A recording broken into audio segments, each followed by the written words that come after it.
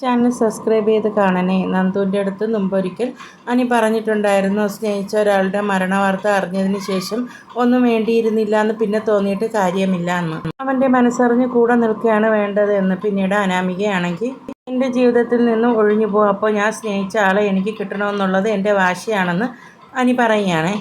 ആളെ സ്വന്തമാക്കാൻ വേണ്ടി ഞാൻ സ്നേഹിക്കുന്നവരെ, എന്നെ സ്നേഹിക്കുന്നവരെ മുഖം മറക്കാൻ ഞാൻ തയ്യാറാണെന്ന് അനി നന്ദുവിൻ്റെ അടുത്ത് പറയുകയാണേ.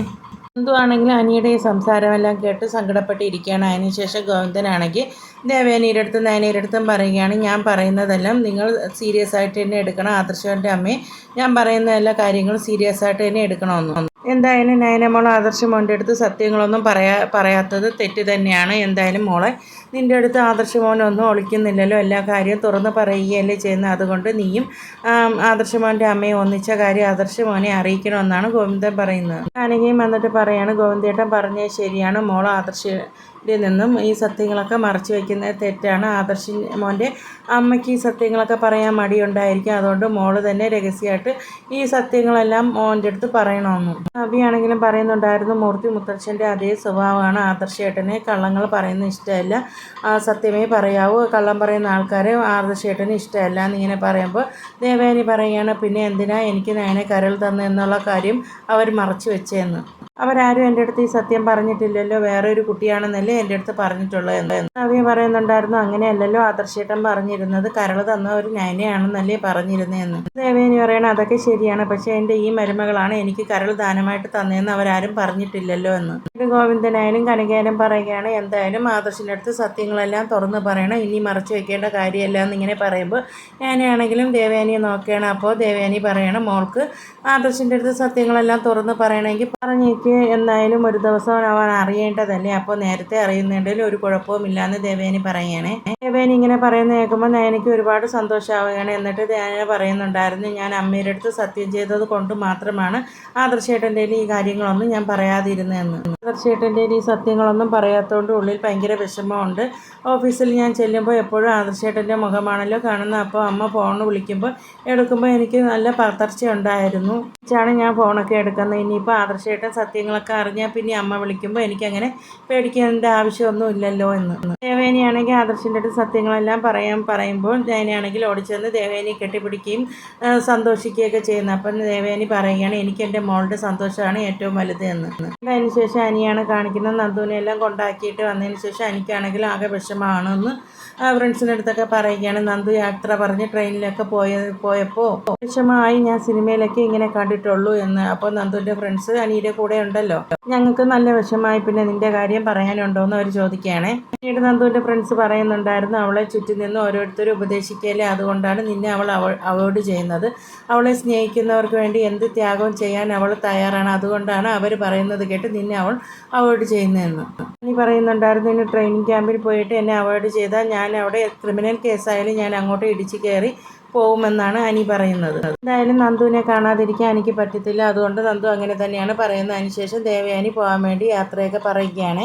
ട്രെയിനിൽ കയറിയിട്ട് വിളിച്ചിരുന്നു എന്ന് പറയും. അതിനുശേഷം നന്ദു ധൈര്യമുള്ള കുട്ടിയല്ലേ, രാത്രി യാത്ര ചെയ്യാനൊന്നും അവൾക്ക് പേടി കാണത്തില്ല, ഒറ്റയ്ക്ക് യാത്ര ചെയ്യാനും ധൈര്യമുള്ള കുട്ടിയല്ലേ. പിന്നീട് ഗോവിന്ദനായാലും പറയുന്നുണ്ടായിരുന്നു, ലക്ഷ്മണൻ്റെ അമ്മ ഉണ്ടായിരുന്നിട്ടും അനി ഇങ്ങോട്ട് വരാൻ ധൈര്യം കാണിച്ചത് നന്ദുവിനെ കാണാൻ വേണ്ടി മാത്രം തന്നെയാണ്.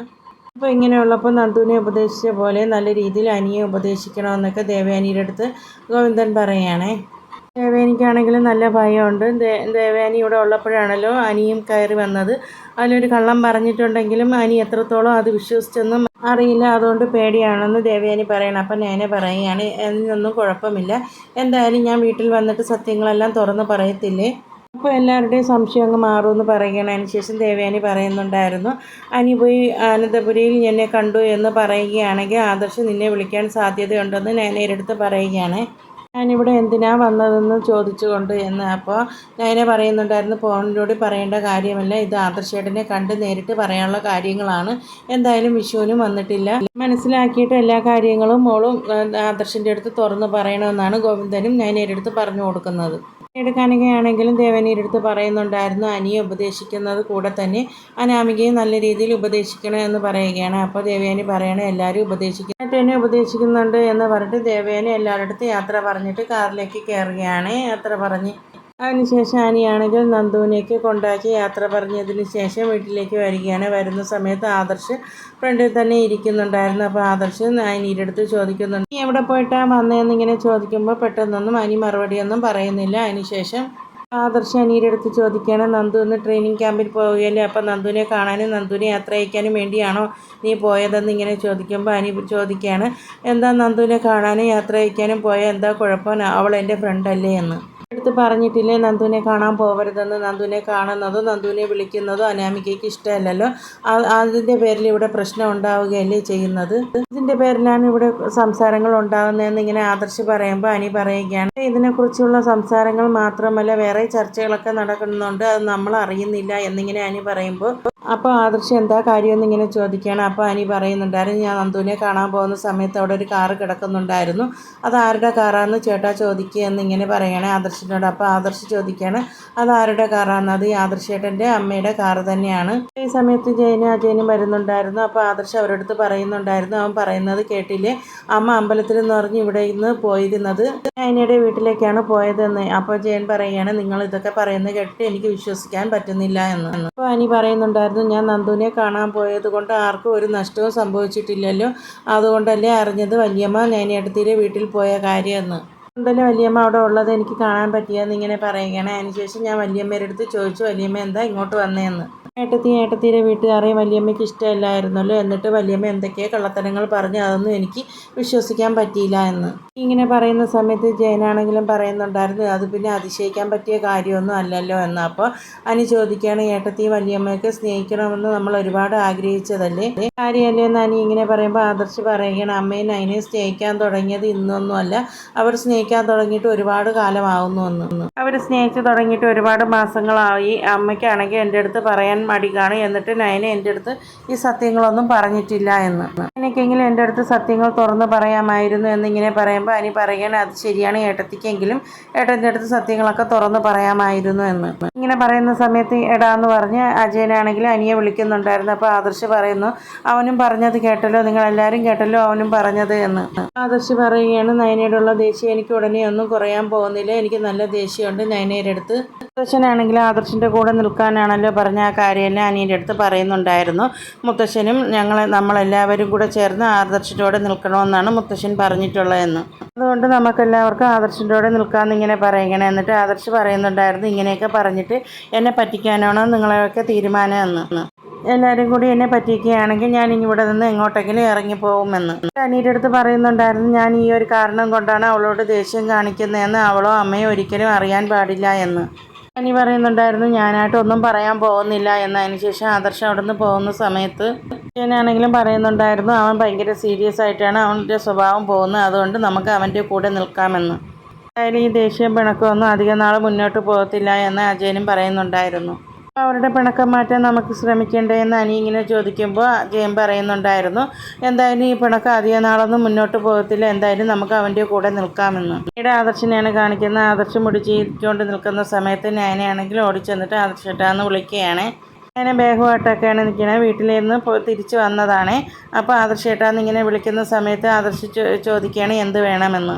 ആദർശാണെങ്കിൽ നയനയുടെ അടുത്തേക്ക് വരികയാണ്. അപ്പോൾ നയന പറയുന്നുണ്ടായിരുന്നു, ആദർശേട്ട ഇത്രയും ദിവസം എൻ്റെ മനസ്സിൽ സൂക്ഷിച്ചു വെച്ചിരുന്ന ഒരു രഹസ്യം ഞാൻ ആദർശേട്ടൻ്റെ അടുത്ത് പറയാൻ പോവുകയാണ് എന്ന്. കല്യാണം കഴിഞ്ഞ സമയത്ത് ആദർശേട്ടനും അമ്മയ്ക്കും ഒക്കെ എൻ്റെ അടുത്ത് ഭയങ്കര വെറുപ്പായിരുന്നല്ലോ, പിന്നീട് ആദർശേട്ടന് എൻ്റെ അടുത്തുള്ള വെറുപ്പങ്ങ് മാറി, എന്നിട്ടും അമ്മ എന്നെ സ്നേഹിച്ചു തുടങ്ങിയില്ല എന്ന്. ഇത് പറയാനാണോ നീ ഇങ്ങോട്ട് വന്നതെന്ന് ആദർശ് ചോദിക്കുകയാണ്. അപ്പോൾ ഞാൻ പറയാണ്, ഇത് പറയാനല്ല ഞാൻ വന്നത്, വേറൊരു കാര്യമാണ്. ആദർശേട്ടൻ ഒരുപാട് ആഗ്രഹിച്ചതല്ലേ അമ്മ എന്നെ സ്നേഹിക്കണമെന്നുള്ളത്. അപ്പോൾ ആദർശ് പറയുകയാണ്, അതെന്തായാലും ഉടനെ ഒന്നും നടക്കത്തില്ല എന്ന്.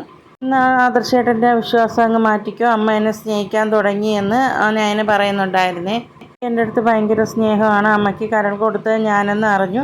അതിനുശേഷം അമ്മയ്ക്ക് എൻ്റെ അടുത്ത് ഭയങ്കര സ്നേഹമാണ്. ഇപ്പോൾ മോനേക്കാളും ഏറ്റവും കൂടുതൽ അമ്മ എന്നെയാണ് ഏറ്റവും കൂടുതൽ സ്നേഹിക്കുന്നതെന്ന് ഞാൻ പറയുന്നത്. എനിക്കിഷ്ടപ്പെട്ട ഭക്ഷണങ്ങൾ ഉണ്ടാക്കി തന്നു. ആദർശേട്ടൻ്റെ അടുത്ത് എൻ്റെ കാര്യങ്ങൾ ചോദിക്കാൻ തുടങ്ങി. ഒക്കെ ഞാൻ മനസ്സിലാക്കി. അമ്മേനെ എനിക്ക് നല്ല സംശയം ഉണ്ടായപ്പോഴാണ് അന്ന് അവാർഡ് ഫംഗ്ഷന് ഞാൻ പങ്കെടുക്കില്ല എന്ന് പറഞ്ഞതും അമ്മേനെ അവിടെ വരുത്തിയതും എന്നെ കൊണ്ട് തന്നെ എല്ലാ സത്യങ്ങളും ഞാൻ തുറന്ന് പറയിച്ചതും. അന്നാണ് അമ്മ എന്നെ സ്നേഹിക്കുന്നുണ്ടെന്നുള്ള കാര്യം ഞാൻ മനസ്സിലാക്കിയത് എന്ന്. ഇപ്പോൾ അമ്മ ഏറ്റവും കൂടുതൽ സ്നേഹിക്കുന്നത് ആരെയെന്ന് ചോദിച്ചാൽ എന്നെ ആയിരിക്കുമെന്ന്. ഞാൻ ഇങ്ങനെയൊക്കെ പറയുന്ന സമയത്ത് ആദർശിന് ഭയങ്കര സന്തോഷമാവണം. അപ്പോൾ ആദർശ് ചോദിക്കണം, ഈ കാര്യങ്ങളൊക്കെ എന്താ എൻ്റെ അടുത്ത് നേരത്തെ നീ പറയാതെ ഇരുന്നതെന്ന്. അമ്മ പറഞ്ഞിരുന്നു ആദർശേട്ടന് മറ്റുള്ളവർ ആരും ഈ സത്യം അറിയരുതെന്ന് അമ്മ പറഞ്ഞിരുന്നതുകൊണ്ട് മാത്രമാണ് ഞാൻ ആദർശേട്ടൻ്റെ അടുത്ത് ഈ സത്യങ്ങൾ പറയാതിരുന്നതെന്ന്. സത്യങ്ങൾ അമ്മയ്ക്ക് നേരിട്ട് പറയാൻ ഒരു മടിയാണ്, അതുകൊണ്ട് അമ്മ ഈ സത്യങ്ങൾ ആരുടെടുത്തും പറയരുതെന്ന് എൻ്റെ അടുത്ത് പറഞ്ഞിരുന്നു എന്ന്. ഇതൊക്കെ കേൾക്കുമ്പോൾ ആദർശിന് ഒരുപാട് സന്തോഷമാകണം. ആദർശ് ഒരുപാട് ആഗ്രഹിച്ചതാണല്ലോ, അവൻ്റെ അമ്മ ഒരുപാട് അവൻ്റെ ഭാര്യയെ സ്നേഹിക്കണമെന്നുള്ള കാര്യങ്ങളൊക്കെ ഒരുപാട് വഴിപാടുമൊക്കെ ആദർശ് നടത്തിയതാണല്ലോ. അപ്പോൾ ആദർശാണെങ്കിൽ നയനേനെ സന്തോഷം കൊണ്ട് ചേർത്ത് പിടിക്കുമ്പോഴും ആദർശ് പറയുകയാണ്, ഞാൻ ഒരുപാട് ആഗ്രഹിച്ചാണ് അമ്മ നിന്നെ സ്നേഹിക്കണമെന്ന്, അപ്പോൾ ആ കാര്യങ്ങൾ നടന്നല്ലോ എന്നുള്ള രീതിയിലാണ് ആദർശിൻ്റെ സന്തോഷം. പിന്നീട് നമ്മൾ നയനയെ കാണിക്കുന്നുണ്ടായിരുന്നു. ഈ കാര്യങ്ങളൊക്കെ ആദർശിൻ്റെ അടുത്ത് പറയുമ്പോൾ ആദർശിൻ്റെ പ്രതികരണം എങ്ങനെയൊക്കെ ആയിരിക്കും എന്നുള്ള കാര്യം നയന സ്വപ്നത്തിൽ കൂടി ചിന്തിച്ച് കൂട്ടിയതാണ് ഈ കാര്യങ്ങളൊക്കെ. നയനയാണെങ്കിലും ഭയങ്കര സന്തോഷത്തിലാണ്. ഇനി ആദർശിന് എന്തൊക്കെ ദേഷ്യമുണ്ടെന്ന് പറഞ്ഞാലും നയന ഈ കാര്യം പറയുമ്പോൾ ആദർശിന് ഭയങ്കര സന്തോഷമാവും. നയനെ അംഗീകരിക്കുക എന്നുള്ള രീതിയിലാണ് നയനയെ കാണിച്ചുകൊണ്ടാണ് ഇന്നത്തെ എപ്പിസോഡ് അവസാനിക്കുന്നത്.